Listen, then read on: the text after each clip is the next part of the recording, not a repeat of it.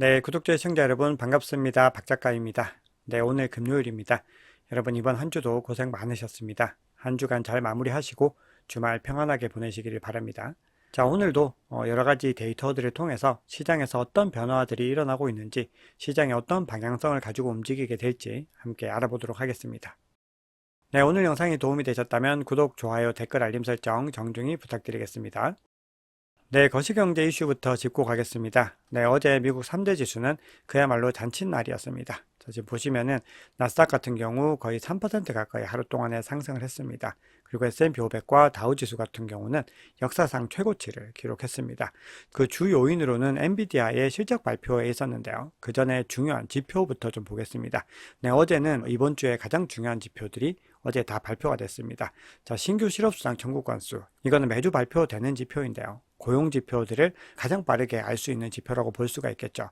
보시면은 이전치와 예측치를 모두 다 좀 크게 하회하는 모습들을 보였습니다. 20만 천 건으로 집계가 됐는데요. 그만큼 미국의 고용이 아직까지 견고하다, 이런 시그널을 줬습니다. 자, 제조 구매 관리자 지수 같은 경우도 이전치와 예측치를 모두 다 상회하는 모습들을 보였습니다. 이게 절대적인 기준에서 50을 넘어서면서 예측치도 상회를 하면서 제조업이 지금 살아나고 있다라는 시그널로 보고 있는 것이죠. 자, 그리고 서비스 구매 관리자 지수 같은 경우는 이전치와 예측치를 모두 다 하회를 했는데요. 그럼에도 절대적인 기준인 50을 넘어섰기 때문에 어제 발표된 경제 지표는 전체적으로 미국 경제가 연착륙을 할 수 있을 것이라는 기대감들이 많이 나오게 됐습니다. 그래서 지금 어제 좀 좋은 지표였기 때문에 연준의 몇몇 인사들은 금리를 올해 인하는 하겠지만 당분간에 하기는 좀 어려울 것이다, 이런 의견을 내기도 했지만 전체적으로 시장의 기대감들은 그것보다 훨씬 더 우호적으로, 좀 긍정적으로 보고 있는 것이죠. 네, 그리고 전날 장 마감 후에 이 엔비디아가 시장 예측치를 웃도는 매출을 발표를 했죠. 4분기 매출이 전년 동기 대비로 무려 265% 급증을 했고 순이익도 무려 769%가 폭증을 했습니다. 엔비디아야말로 완전히 잔치날이었죠. 그래서 엔비디아가 상승을 하면서 빅테크를 완전히 같이 끌고 갔고요. 빅테크가 상승하면서 미국의 모든 어떤 지수들이 다 끌고 올라가는 모습들을 보였습니다. 그래서 지금 엔비디아 같은 경우는 알파벳과 아마존을 제치고 시총 3위에 다시 올라섰습니다. 네, 그러면 암호화폐 이슈 살펴보겠습니다. 네, 지금 가격이 계속해서 급등을 하다가 지금 좀 지지부진한 구간으로 다시 접어들었습니다. 자, 그 요인은 뭐 여러 가지가 있겠죠. 굉장히 많이 올랐기 때문에 시장의 자연스러운 어떤 원리에 따라서 지금 조정 구간을 겪고 있는 부분일 수 있는데, 지금 계속해서 지금 채굴자의 물량들이 매도되는 움직임들을 보여왔습니다. 그러니까 지금 시장이 상승하는 동안에도 계속해서 채굴자들은 굉장히 많은 물량들을 던지고 있었습니다. 네, 그래서 채굴자들의 보유고가 지금 여기서 이제 어느 정도 다시 좀 회복을 했다가 계속해서 다시 이제 줄어드는 모습을 보이고 있죠. 그래서 우리가 가격이 지금 하락하지 않기 때문에 채굴자들이 뭔가 좀 진정세를 보이는가 했는데 지금 계속해서 꾸준히 물량들을 던져내고 있었습니다, 실제로. 그래서 이 현상들을 보면은 과거의 패턴들과는 좀 달라지는 모습들을 볼 수가 있습니다. 채굴자들의 물량이 반감기 전후로 해서 이렇게 많이 나오게 되면은 우리가 지금 현재 겪고 있는 조정들보다 더 많은 조정들을 겪어야 되는데 지금 가격 방어를 굉장히 잘 해내고 있죠. 그 얘기는 지금 블랙락을 필두로 한 이 수요들이 이것들을 또 받쳐내는 모습들을 보여주고 있습니다. 네, 그런데 크립토컨트 주기영 대표가 올린 포스팅을 보면은 아주 짧은 기간에 특이한 어떤 변화들이 감지가 됐는데요. 3주 동안에 무려 70만 BTC가 OTC 월렛으로 지금 이체가 되는 걸 볼 수 있습니다. 이렇게 툭 튀어나오는 모습들을 볼 수가 있죠. 그래서 이 얘기는 비트코인 채굴자들이 미국 현물 ETF 승인 이후에도 지금 OTC 마켓을 통해서 계속해서 BTC를 공격적으로 매도를 하고 있는 것으로 볼 수가 있습니다. 네, 이렇게 많은 물량들이 이동을 했는데도 지금 아직까지는 가격 방어를 잘 하고 있다는 거죠. 그래서 만약에 어떤 수요와 공급의 흐름이 좀 균열이 나게 되면은 가격이 추가적으로 더 하락할 수 있는 가능성도 충분히 존재한다라고 볼 수가 있겠죠.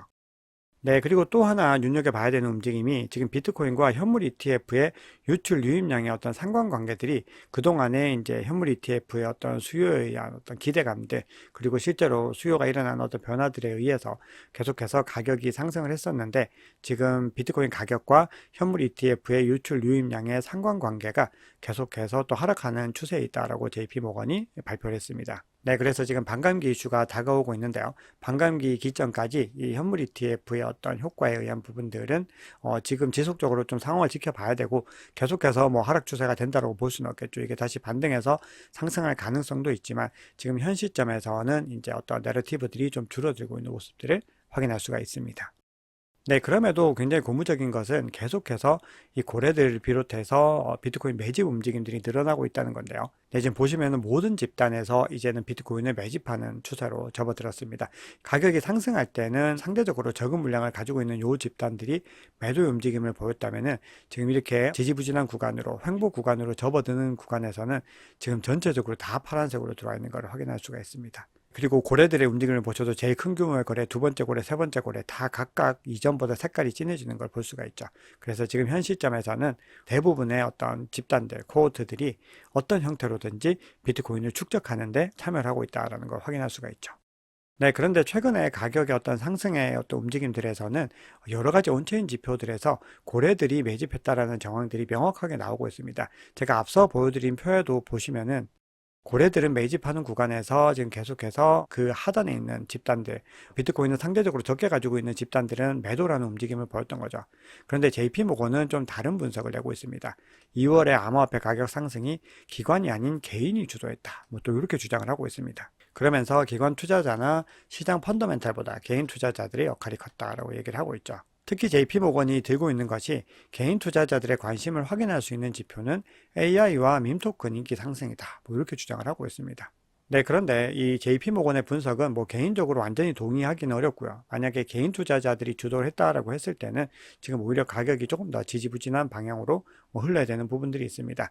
자, 그런데 AI에 대한 부분들, 뭐 밈토큰에 대한 부분들은 기관 수요들도 많이 들어왔겠지만 이런 측면에서는 개인 투자자들의 역할들도 상당 부분 있었을 거라는 생각은 하게 됩니다.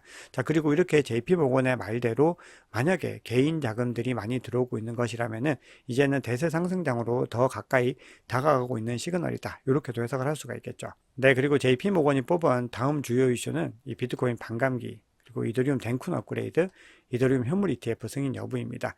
덴쿤 업그레이드 같은 경우는 지금 3월 13일에 예정이 되어 있고요. 현물 ETF는 5월 23일에 될 것이다 라는 어떤 기대감들이 있습니다. 네, 그런데 호들 웨이브를 살펴보면은 단기 유동성 자금들이 뭐 그렇게 많이 유입되진 않았습니다. 지금 전체적으로 올해 들어서 이게 좀 상승 추세에 있긴 하지만 이 구간들이 만약에 더 큰 어떤 개인들의 유입들과 대세 상승장 근처로 가게 되면은 굉장히 높은 요런 정도 수준으로 이제 상승을 해야 되는 부분들이 있죠. 그런데 아직까지는 굉장히 초입 단계이고 전체적으로 봤을 때 작년 굉장히 장이 좋았던 상태와 비교를 해봐도 굉장히 적다라는 걸 알 수가 있습니다. 그래서 아직까지는 더 많은 유입들이 들어올 여력들이 있다는 걸 알 수가 있죠. 네, 그리고 1년 이상 움직이지 않았던 휴면 비트코인의 공급량도 지금 약간은 꺾이고 있지만 여전히 70% 이상을 차지하고 있습니다. 1년 이상 비활성 상태를 유지하고 있다는 거죠. 그래서 아직까지는 시장에 투입될 수 있는 유동성들이 많이 존재하고 있고 이것들이 아직까지도 응축된 상태에서 중요한 때를 기다리고 있다는 걸 확인할 수가 있습니다. 네, 그러면 중요한 뉴스 몇 가지만 짚고 가겠습니다. 미국의 개미 투자자들이 가장 많이 활용하는 플랫폼이고 미국의 또 3대 소셜미디어 플랫폼이죠. 레딧이 이번에 SEC의 기업 공개를 이제 위해서 S1 서류를 제출했습니다.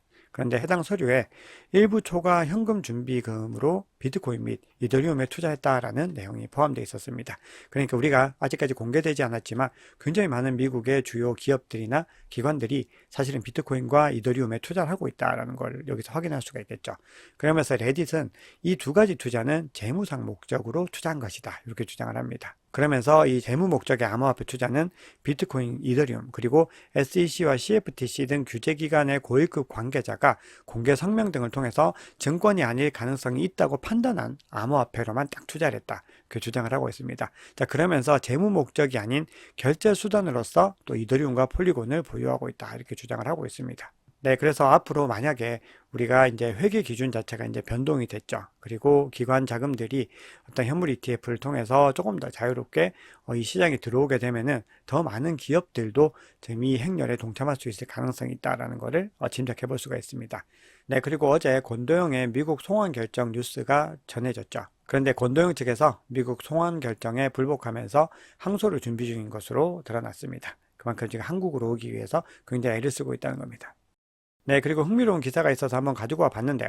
폭스뉴스의 리노 테렉 기자가 미국의 대표적인 암호화폐 반대파 의원 하면은 엘리자베스 워런을 꼽을 수 있죠. 지금 이 워런 의원의 같은 지역구 이 공화당 의원 후보직 경선에 미국 암호화폐 전문 변호사이죠. 존 디튼이 이제 출마를 한 겁니다. 그래서 어제 그 소식을 전해드렸는데요. 엘리자베스 워런이 자신의 어떤 의원직을 지켜달라면서 지지자들에게 엄청나게 대량의 메일을 발송한 것으로 확인이 됐습니다. 그리고 다른 동료 상원 의원들을 통해서도 이런 내용의 메일을 보낸 것으로 확인이 됐습니다. 지금 뭔가 살아남기 위해서 발버둥을 치는 모습들을 보이고 있는 거죠. 그러니까 이 얘기는 뭐냐면 엘리자베스 워런이 계속해서 암호화폐를 공개적으로 짓밟았는데 그런 것들이 굉장히 많은 역효과들을 지금 가지고 오고 있는 것이 아닌가라고 하는 좀 합리적인 의심을 해볼 수 있습니다. 그렇기 때문에 존 디튼이 뭐 정치적으로 입지가 탄탄한 인물이 아닌데 본인의 자리를 지켜달라면서 사람들에게 막 읍소하는 메일을 보냈다라고 하는 거는 분명히 그런 어떤 변화들을 감지할 수가 있는 거죠.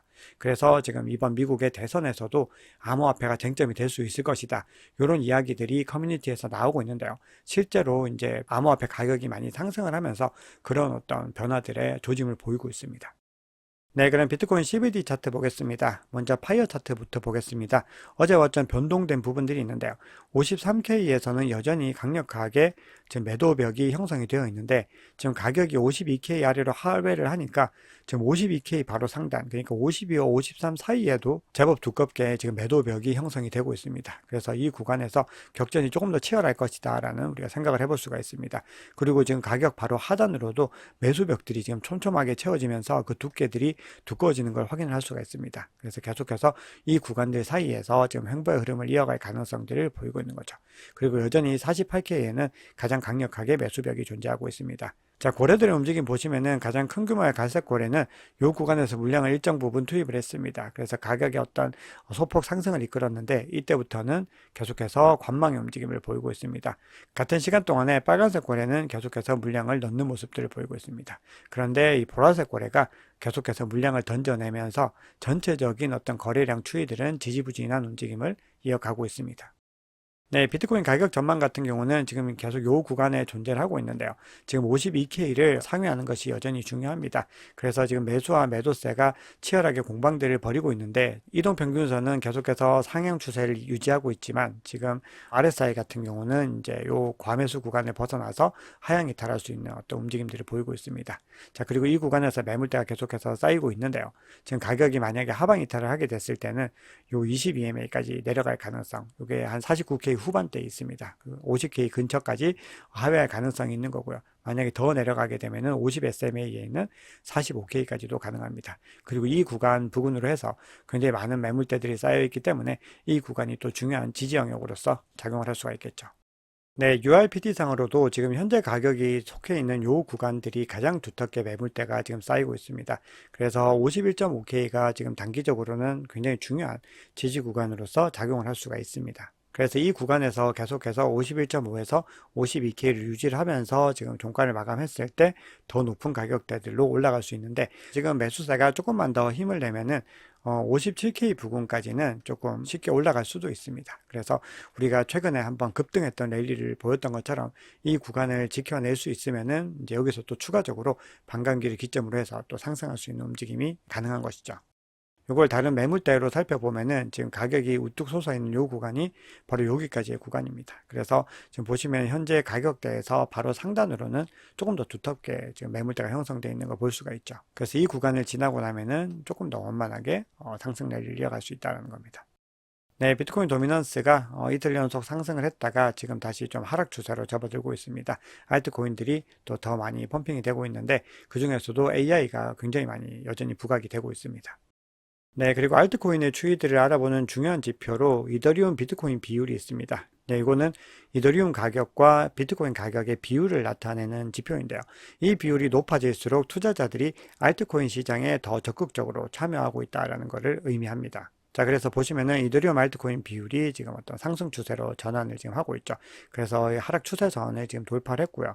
지금 여기서 한 번 더 리테스트를 받고 지금 반등의 움직임들을 준비하고 있습니다. 그래서 전체적으로 지금 알트코인의 흐름이 좀 좋은 움직임으로 가고 있는데 이 흐름들이 다시 비트코인이 반감기 기점으로 반등을 하면서 어떤 흐름으로 또 변경될지는 지켜봐야 됩니다.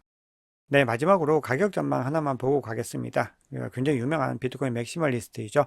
맥스 카이저가 미국 주식시장의 버블 붕괴로 비트코인이 50만 달러를 넘어설 것이다. 또 이렇게 주장을 했습니다. 그러면서 현재 미국 주식 상위 10%가 전체 증시 75%를 커버한다. 자, 그렇기 때문에 아까 보여드렸듯이 엔비디아가 급등을 하니까 나머지 주식들이 전체적으로 따라가면서 증시 전반을 갖다가 그냥 하드캐리를 하는 모습들을 볼 수가 있죠. 그래서 평균적으로 이 비중이 64%를 넘어서면 조정이 올 수 있다. 이렇게 주장을 합니다. 그리고 그런 변화들이 오게 되면은 비트코인으로 자금이 더 많이 넘어갈 수 있다라는 거죠. 그리고 비트코인 현물 ETF가 승인된 이후에 이미 많은 투자자들이 금 ETF에서 비트코인 현물 ETF로 자금을 옮기는 뭔가 비트코인이 금을 화폐화하고 있다. 이렇게 분석했습니다. 네, 오늘 준비한 이야기는 여기까지입니다. 오늘 영상이 도움이 되셨다면 구독, 좋아요, 댓글, 알림 설정 정중히 부탁드리겠습니다. 지금까지 박 작가였습니다.